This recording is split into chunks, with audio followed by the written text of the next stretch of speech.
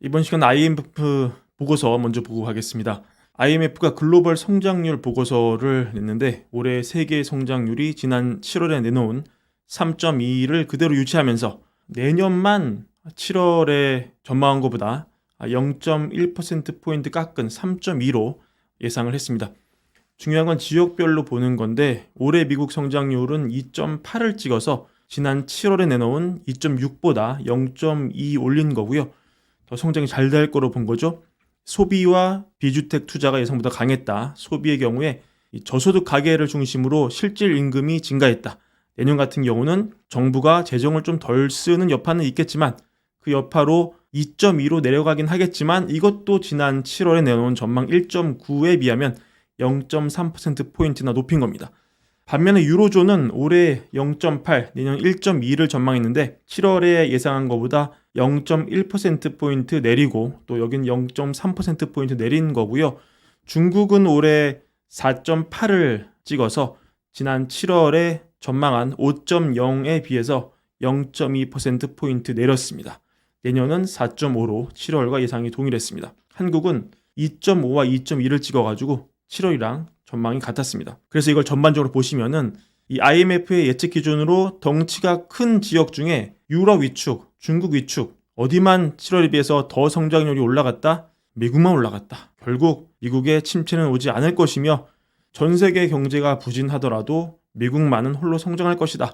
이런 전망이 되겠습니다. 그러면 미국이 침체에 빠지지 않는다는 것을 감안하고 과거에 제가 이 그래프를 자주 보여드렸죠. 금리 인하 사이클에 침체가 오냐 오지 않느냐에 따라서 증시의 색깔이 굉장히 달랐다는 데이터입니다.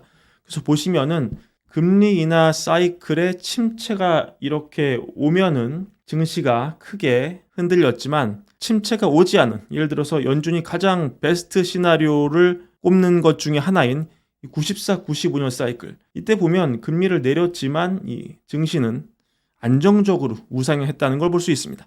근데 이 논리가 이제 채권 시장에서 나오고 있어요. 금리 인하 사이클에 만약에 침체가 안 왔어, 그러면 증시가 이렇게 움직인 거는 알겠는데 그러면 국제시장은 도대체 어떻게 움직였냐, 이런 논리인 거죠. 그래서 일단 지금까지의 금리 움직임을 보니까 이게 금리 내린 다음에 2년물 오르고 10년물 오르는 이 모양이 공교롭게 이 95년과 너무 똑같다, 이런 분석이 나오고 있습니다. 그래서 이 논리를 확장을 해보면, 자, 금리 인하 사이클 이후에 이렇게나 다양하게 금리가 연도별로 다양하게 움직였는데 앞에 예를 들었던 95년 사이클을 보니까 이렇게 올라갔다가 내려갔다가 다시 확 올라가더라, 이런 얘기가 나오고, 심지어 98년 사이클을 보니까 지금보다 이렇게 말도 안 되게 엄청 올라가기도 하더라, 이런 가능성이 월가에 나오는 것이죠. 우리가 이 어느 사이클로 갈지는 사실 미래의 영역이기 때문에 지금 확신할 수가 없죠. 하지만 미국이 침체가 오지 않는다면 IMF 예상대로 7월 예상보다 성장이 더 가속화된다면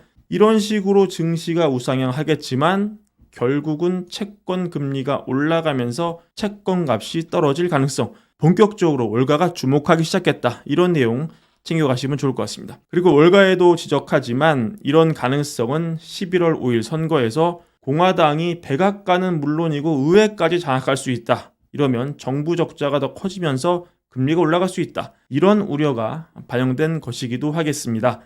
그래서 지금 최신판 폴리마켓을 보시면 이제는 도박판 확률 기준으로 거의 더블 스코어가 난다, 30%포인트 차이가 난다. 주요 경합지의 이 배팅 보시면 어느덧 트럼프가 6개의 경합지를 다 석권할 것으로 도박판을 배팅하고 있다, 이렇게 전망이 되고 있고요.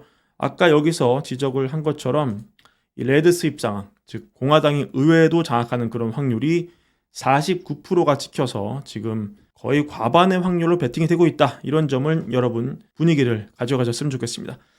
그리고 지금 미국 경제가 집에 대한 수리, 리모델링 수요가 늘고 있다, 이런 지표가 나오면서 이거 역시 침체를 부정하는 데이터로 쓰이고 있거든요. 보시면은 월저널이 보도한 내용 추정 그래프인데 이 주택 수리 및 리모델링에 대한 지출이 과거 경제가 안 좋을 때 이 침체 사이클에서 계속 줄어드는 모습이 관측이 됐었어요. 근데 최근에 좀 이게 줄어들었단 말이죠. 근데 지금 여러 선행 지표를 넣고 추정치를 돌려보니까 굉장히 이게 반등하는 그림이 나온다. 내년 여름에 성장세로 돌아설 것으로 이 하버드 대학이 조인트한 연구센터가 밝혔다. 그러니까 하버드 역시 미국의 침체를 부인하는 데이터를 내놨다. 이렇게 볼 수 있습니다.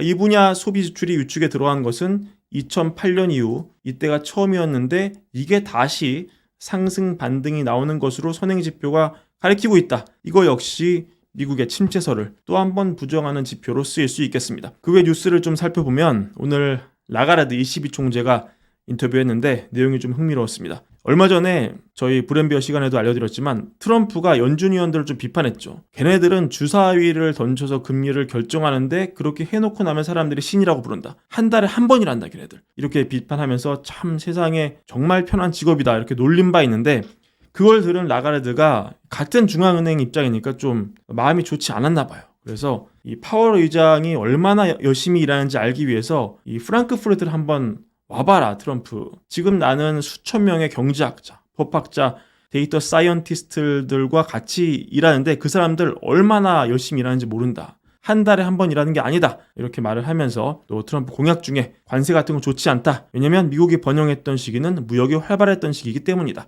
무역은 성장과 고용과 혁신, 생산성 이런 걸 높이는 주요 동력이다. 이렇게 주장을 하면서 굳이 트럼프를 좀 비판을 했습니다. 그리고 모건 스탠리 마이크 윌슨이 골드만삭스를 비난하는 그런 발언을 해서 제임스에서 가져와 봤는데 어제였죠. 이 골드만삭스가 S&P 500의 장기 수익률이 향후 10년간 이제는 국채에도 미치지 못할 것이다. 이렇게 보고서 냈었습니다.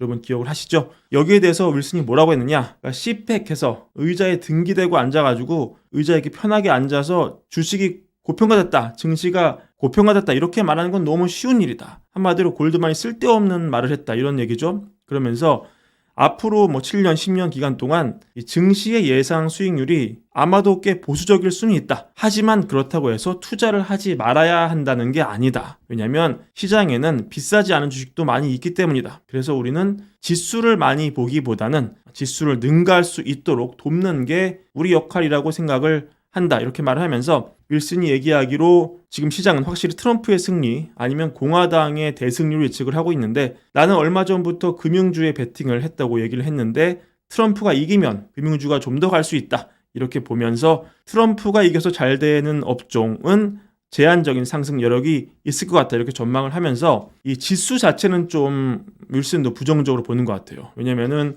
우리가 한동안 이 재정이 지배하는 세계에 있었고 즉 재정이 지배하는 세계 해석을 하자면 정부가 커지면서 민간 경제의 일부를 좀 잠식하는 억제하는 그런 모양새겠죠. 따라서 이 정부의 역할이 확대되면서 기업들이 다양한 규제나 또는 정부의 영향 하에서 일을 해야 하는 그런 상황이 닥쳤다 이렇게 해석이 됩니다. 그래서 다시 돌아가서 지수만 보자면 지금 내가 집중하고 있는 게 달러와 금리인데 금리가 200일 이동 평균을 돌파하고 결국 텀 프리미엄, 기간 프리미엄이 돌아오는 중이다.